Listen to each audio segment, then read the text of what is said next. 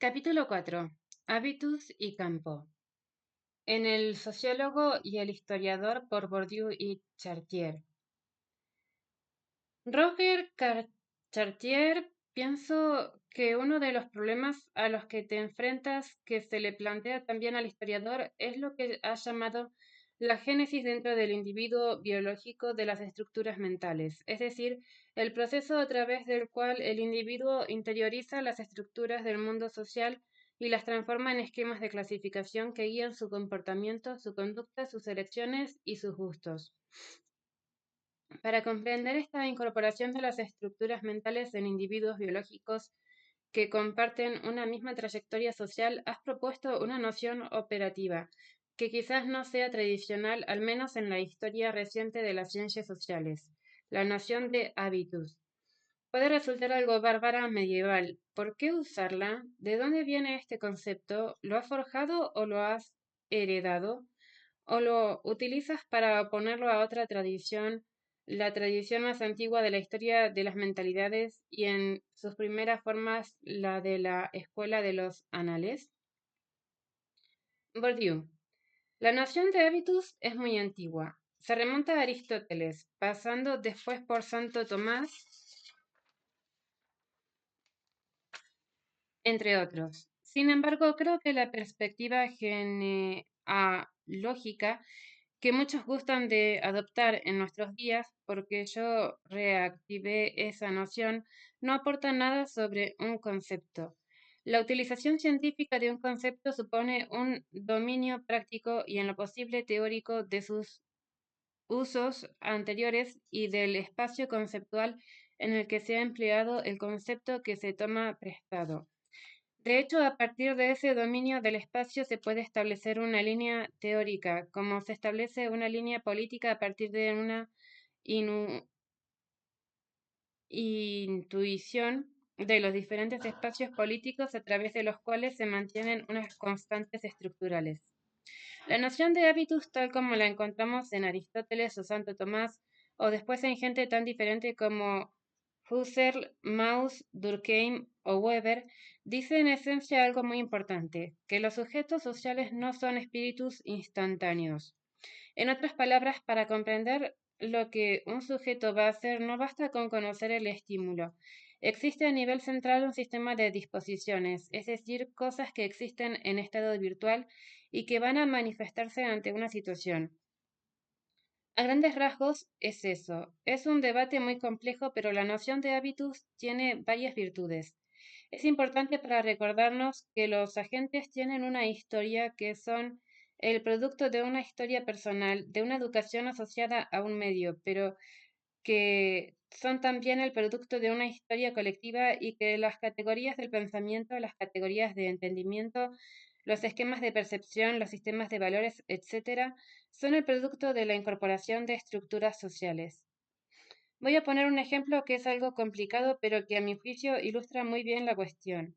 He hecho hace muy poco un estudio sobre las elecciones de los estudiantes que, después del bachillerato, van a orientarse en ese espacio, sumamente complejo hoy en día, de la enseñanza superior. Hay que imaginarlo como una especie de bosque. Unos se dirigen hacia la derecha, otros hacia la izquierda, otros se pierden en meandros y laberintos. He analizado cómo elige la gente, por qué unos optan por la escuela normal o la escuela politécnica, otros por la Escuela Nacional de Administración, etc. Sobre la base de datos empíricos, un análisis de las opciones elegidas, de las características de las personas que hacían esas elecciones y de la relación entre ambas, la conclusión a la que he llegado es que todo ocurre como si los agentes sociales, en este caso los aspirantes a estudiantes universitarios, hubieran interiorizado una estructura de oposición que es la estructura de oposición objetiva en ese espacio al que van a entrar, es decir, un resumen, la oposición entre la Escuela de Estudios Superiores de Comercio y la Escuela Normal.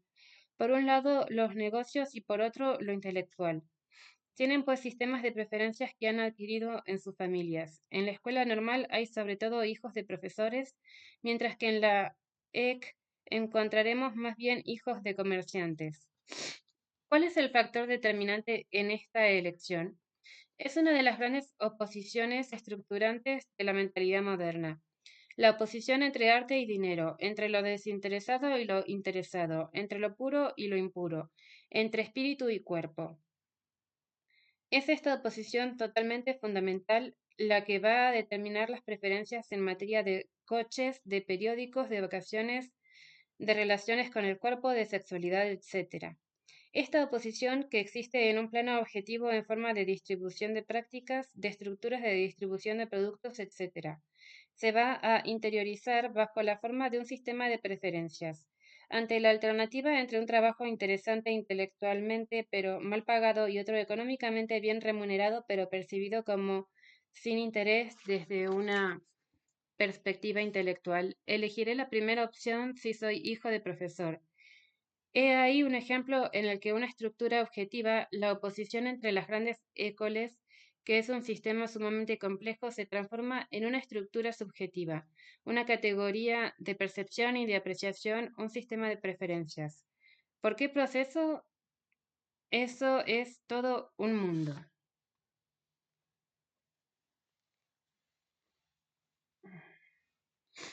Cartier. Es ahí donde el debate desde la perspectiva del historiador puede resultar pertinente. Al trabajar con la noción de hábitus hay una pregunta preliminar que cabe hacerse, la que planteaba Panofsky cuando estudiaba las homologías existentes en la época de la escolástica medieval, entre las formas de la arquitectura y las estructuras del pensamiento. ¿Cuál es el lugar, la matriz social que permite inculcar disposiciones suficientemente estables y compartidas para que funcionen en campos de práctica muy diferentes? Cabe deducir de tus trabajos que te inclinas más bien por una incorporación original. En algunos de tus escritos, en particular el libro El sentido práctico, está la idea de que todo se decide muy pronto, de que la primera infancia puede ser el momento decisivo de la incorporación de la estructura social en el individuo, antes incluso de que se maneje el lenguaje o se domine el pensamiento racional.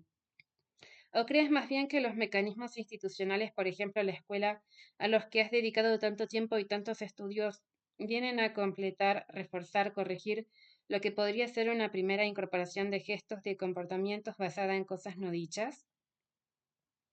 Creo que se trata de un gran debate, porque lo que se plantea aquí es la cuestión de la importancia relativa de la institución, por una parte, y por otra, de todo lo que se transmite a través de lo observado o lo escuchado, que sería así la matriz misma de las conductas inculcadas dentro de la célula familiar, en la relación entre padres e hijos.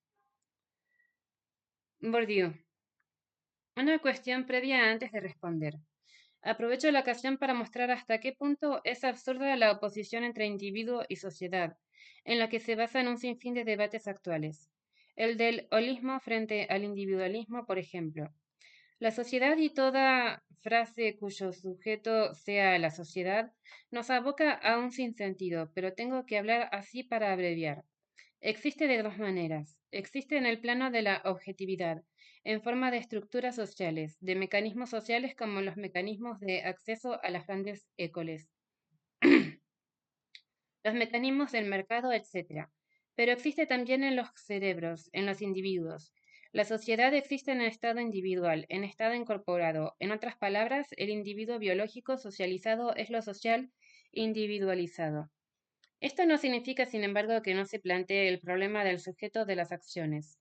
¿Es consciente o no es consciente el sujeto? Volvemos así al problema que has planteado respecto a la génesis del individuo socializado, a las condiciones sociales de adquisición de esas estructuras fundamentales de preferencia. ¿Queda echada la suerte muy pronto? Es un problema muy complicado. Creo que hay una irreversibilidad relativa por una razón lógica y bastante simple. Todos los estímulos externos, las experiencias, se perciben en cada momento a través de categorías ya construidas. Hay, por tanto, una especie de cerrazón. Por ejemplo, creo que el envejecimiento puede definirse como una especie de cierre progresivo de esas estructuras. La persona que envejece es, en efecto, una persona que tiene estructuras mentales cada vez más rígidas y, por tanto, menos elásticas frente a los estímulos, a las incitaciones, etc. Pienso que hay estructuras que se instauran muy pronto, por ejemplo, la oposición entre masculino y femenino. Voy a publicar dentro de poco una presentación que escuché en Chicago de una psicóloga que ha hecho trabajos experimentales sobre el aprendizaje de la diferencia entre los sexos. Resulta extraordinario ver que en los centros preescolares, antes de los 3 años, los niños y niñas aprenden cómo comportarse ante un chico y ante una chica, lo que pueden esperar recibir, golpes o gestos cariñosos del uno o de la otra. Estos mecanismos se instalan muy pronto. Si se considera que los mecanismos de la división sexual del trabajo son absolutamente fundamentales, por ejemplo, para la política, que todas las oposiciones políticas tienen connotaciones sexuales, sumisión, dominación, encima, debajo, etc. Si se considera que los esquemas corporales de la percepción de la división del trabajo entre los sexos son muy constitutivos de la percepción del mundo social, se tiende a pensar que, en cierta medida, las primeras experiencias tienen mucha fuerza. Dicho esto, un gran psicosociólogo ruso que se llama Vygotsky, que se inspira en Piaget pero introduce una dimensión sociogenética que Piaget deja en segundo plano, ha intentado analizar el efecto propio de la enseñanza escolar con resultados apasionantes. Parte del ejemplo del lenguaje, parte del ejemplo del lenguaje, pero sus conclusiones pueden generalizarse. Los niños llegan a la escuela sabiendo su lengua y sin embargo estudian gramática. Uno de los efectos fundamentales de la escuela sería, según él, el paso de la práctica a una metapráctica. El hábitus no es, pues, un destino, no es un factum, como han querido interpretar algunos. Es un sistema de disposiciones abierto, que va a quedar constantemente sometido a experiencias y que quedará, por ende, transformado por ellas. Con todo, hay una puntualización que hacer. Existe una probabilidad que está inscrita en el destino social asociado a cada condición social, de que las experiencias confirmen el hábitus.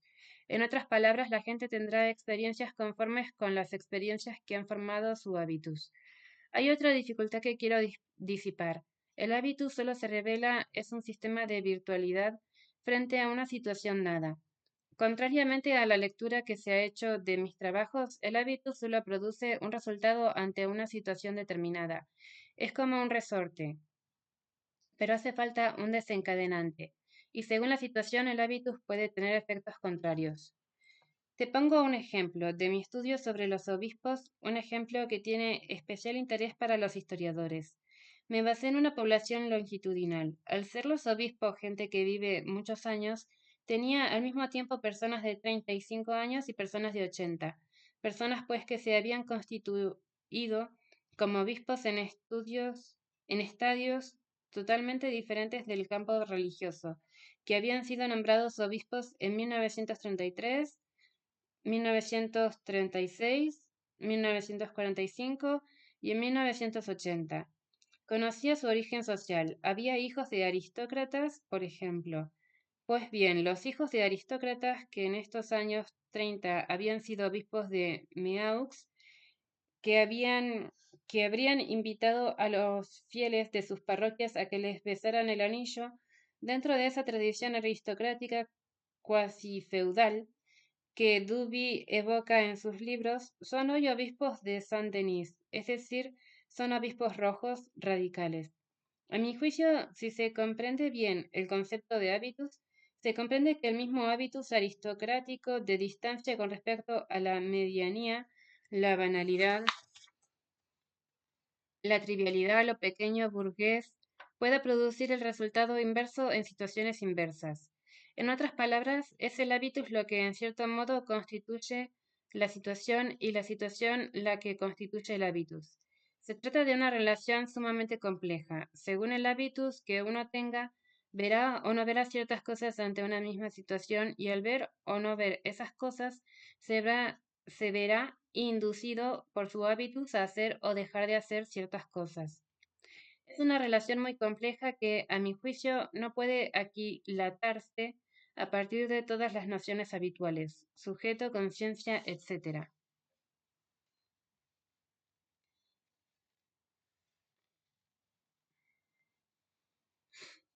Chartier, ¿crees que esta noción tiene algún uso histórico posible? Al oírte se observan similitudes y diferencias sorprendentes con respecto a otro de los autores que utilizan con cierta frecuencia la noción de habitus. Norbert Elias, él también sociólogo, también historiador en cierto sentido. Varios historiadores, entre los que me cuento, han intentado prolongar la reflexión de Elias para tratar de entender cómo han podido modificarse a lo largo de un proceso de muy larga duración las categorías de lo mental, pero más profundamente aún toda la economía psicológica del individuo. Y lo han hecho con esta pregunta: ¿es posible historicizar el objeto que el psicoanálisis designa? ¿Crees que se trata de una perspectiva posible?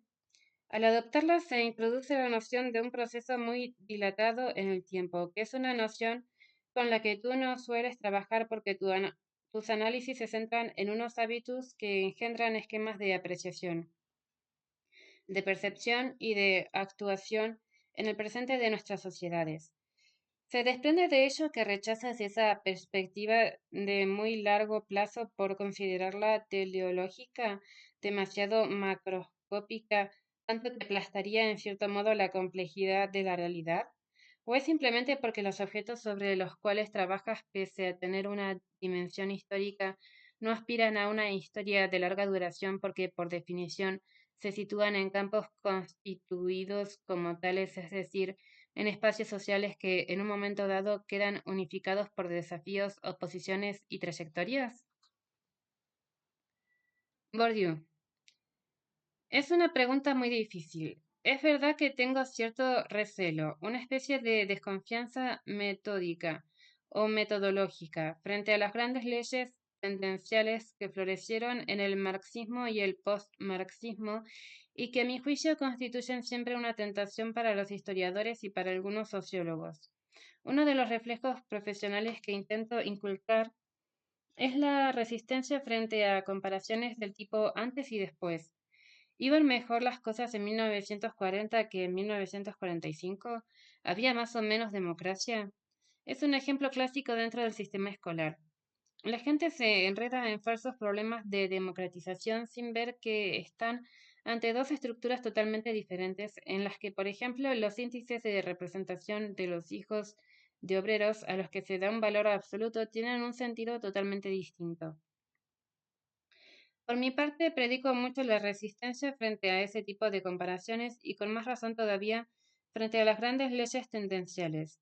El proceso de racionalización de Weber o el proceso de monopolización de la violencia física por el Estado, uno de cuyos aspectos ha desarrollado Elias, porque creo efectivamente que hay un riesgo de teleología y además porque existe cierta tendencia a transformar lo descriptivo en explicativo. Pienso también en la noción de confinamiento de Foucault. Hay nociones como estas que me producen cierta desazón. No obstante, añadiría que de todas estas problemáticas, la de Elias es, en el fondo, la que me resulta más simpática, porque toma como base una psicología sociohistórica evolutiva, una, un gran proceso real, la constitución de un Estado que monopoliza primero la violencia física y simbólica, añadiría yo, y luego todas las formas de autoridad. El sistema escolar, por ejemplo, representa un enorme avance hacia la monopolización del derecho a decir quién es inteligente y quién es tonto. Este proceso no puede dejar de influir en lo que yo llamaría los hábitos y en lo que los historiadores denominan con una palabra algo blanda y peligrosa, las mentalidades. Yendo ahora a algo más concreto, hay otra cuestión que es la de las, las condiciones sociales de la constitución de censuras. Pienso que sería interesante hacer un trabajo, un programa de investigación para analizar con indicadores indirectos como el deporte, el grado de licitud de la violencia en una sociedad determinada, algo que Elias una vez más ha esbozado a la perfección en lo que se refiere al deporte. Me parece que sería un programa excelente, siempre que la violencia se estudie bajo todas sus formas, la violencia física, pero también la simbólica, el insulto. Nos encontraríamos con trabajos como los de Claverie y La Maison, que son muy interesantes en este respecto. muestran que en las sociedades campesinas siempre ha estado presente un cierto tipo de violencia y que existen en esas sociedades mecanismos que no se pueden comprender si no se capta la importancia de esa violencia simbólica y física. Lo mismo ocurre en Kabilia. Es imposible entender toda la civilización del honor si no se sabe que son sociedades en las que al proferir un insulto uno pone su vida en peligro. Por ejemplo, creo que la vida de los intelectuales se transformaría de manera radical si corrieran peligro de muerte cada vez que insultan a alguien, por no hablar de los asesinatos simbólicos también. Chartier. Podríamos quizá detenernos un instante en el ejemplo del deporte porque pienso que permite comprender cuáles son las condiciones de viabilidad, las transformaciones del hábitus que hacen posible una confrontación sin destrucción, un enfrentamiento en el que la vida no está en juego. Al mismo tiempo, este ejemplo permite situar bien la noción misma de campo, que es el otro concepto fundamental de tu trabajo. Has dicho al empezar que el funcionamiento de un hábitus no depende solo de su naturaleza intrínseca, sino también del lugar en el que se ejerce, y que si el campo es otro, el mismo hábitus produce efectos diferentes. Creo que esta noción de campo permite reflexionar sobre la discontinuidad. Nos encontramos una vez más con el problema del nominalismo. Necesitamos en la lengua científica o no palabras para designar las instituciones, los objetos, las prácticas. Las palabras pueden ser las mismas, pero tras esa estabilidad designan configuraciones específicas. Así lo demuestra la política. Lo político siempre existe, pero la política, tal como la entendemos, remite históricamente a la constitución de cierto tipo de apuestas de una configuración determinada del espacio público. Lo mismo ocurre en el deporte. Desde los mayas hasta la actualidad, ha habido siempre ejercicios físicos en los que los cuerpos se afrontan. Sin embargo, lo que entendemos hoy como el espacio del deporte nace en un momento determinado, sin duda a fines del siglo XVIII en Inglaterra. Es ahí donde se entremezclan de manera indisoluble las problemáticas de la historia y la sociología. En el análisis de las condiciones de emergencia de espacios sociales suficientemente unificados para que podamos situar en ellos las posiciones ocupadas por los actores, sus trayectorias y sus competiciones. Bourdieu. Aquí también hay cosas que me acercan y me separan de Elias. Creo que Elias es más sensible a la continuidad que yo. Por ejemplo, en el caso del deporte, me parece peligroso hacer, como tantos historiadores del deporte, una genealogía continua desde los Juegos Olímpicos de la antigüedad hasta los de hoy en día. Existe una continuidad aparente que oculta una enorme ruptura en el siglo XIX, con las boarding schools, con el sistema escolar y la constitución de un espacio deportivo. En otras palabras, no hay nada en común entre juegos rituales como la soule y el fútbol. Entre ambos hay una ruptura total. Otro tanto ocurre y esto es más sorprendente si hablamos de los artistas. Resulta tentador decir que entre Miguel Ángel y Julio II existe la misma relación que entre Pizarro y Gambetta. En realidad hay enormes discontinuidades y hay una génesis de la discontinuidad. Es ahí donde el tema se vuelve interesante. En el caso del deporte, la discontinuidad es bastante brutal, en relación con los internados, entre otras cosas. Un Chartier.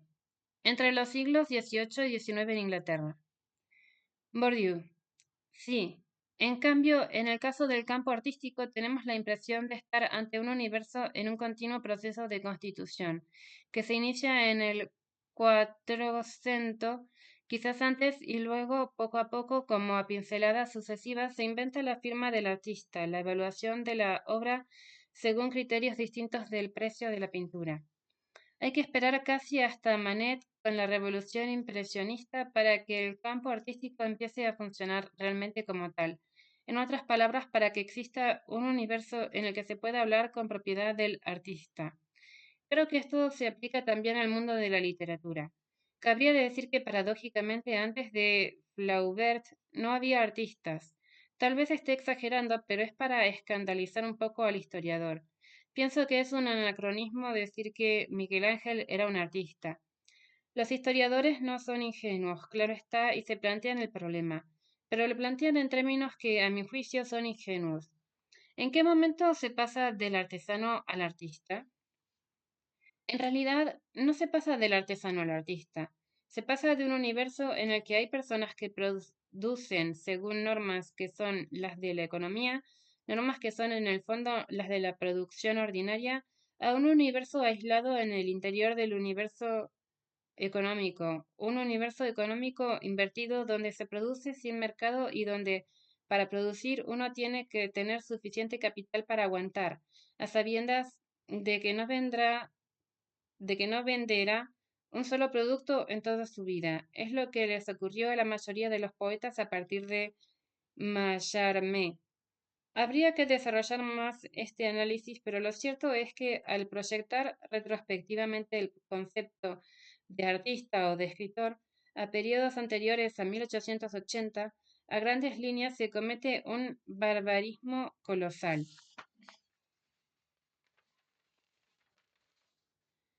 Y por ende no vemos los problemas de la génesis, no ya de un personaje, sino de un espacio en el que el personaje puede existir como artista. Chartier. ¿No crees que la lectura de Elias obliga al sociólogo, al igual que al historiador, a reflexionar sobre la función que se atribuye a las formas de ejercicio del poder y al Estado en esta constitución progresiva de los campos, una función que tal vez haya quedado olvidada en ciertas vertientes de la historia, ya sea la historia social o la historia de las mentalidades, pero también en una vertiente determinada de la sociología que se ha dedicado a hacer una descripción de cada uno de los campos desligada del conjunto social global en que estos se inscriben? Me parece que tu obra es especialmente pertinente en este respecto, porque recuerda que estos campos se constituyen siempre en su relación con el Estado, ya sea porque son ellos mismos una especie de emanación del Estado, por ejemplo, en el caso de las prácticas artísticas en la época del mecenazgo, ya porque constituyen, como en el siglo XIX, espacios relativamente independientes situados fuera de la esfera de lo político. Bourdieu. Sí. Aún así, también a este respecto discreparía de Elias porque pienso que es weberiano. De hecho, lo que tú le atribuyes a Elias es de Weber. No lo digo en modo alguno para desmerecer a Elias, porque resucitar completamente un esquema inventado por un gran sabio es en sí mismo un acto científico muy meritorio. Si todos los sabios estuvieran a la altura de su pasado científico, la ciencia estaría en otro estado, por lo menos la ciencia social. Dicho esto, creo que no se puede encontrar el verdadero papel del Estado si se empieza por el Estado. Por ejemplo, en el campo artístico que he intentado estudiar, la revolución impresionista se hizo contra el Estado, es decir, contra la academia y con el Estado. En otras palabras, el problema del Estado solo puede plantearse, a mi juicio, una vez que se sabe cómo funcionan los campos y, en particular, cómo se constituyen universos independientes en el campo económico. El Estado se convierte entonces en el lugar de una metalucha, una lucha en torno al poder sobre los campos. Me estoy poniendo muy abstracto, pero esa lucha se plasma en cosas concretas. Por ejemplo, conseguir una ley que modifique el precio de la vivienda o la edad de jubilación. Se trata de una lucha transversal a los campos, pero que va a alterar las relaciones de fuerza. Fin.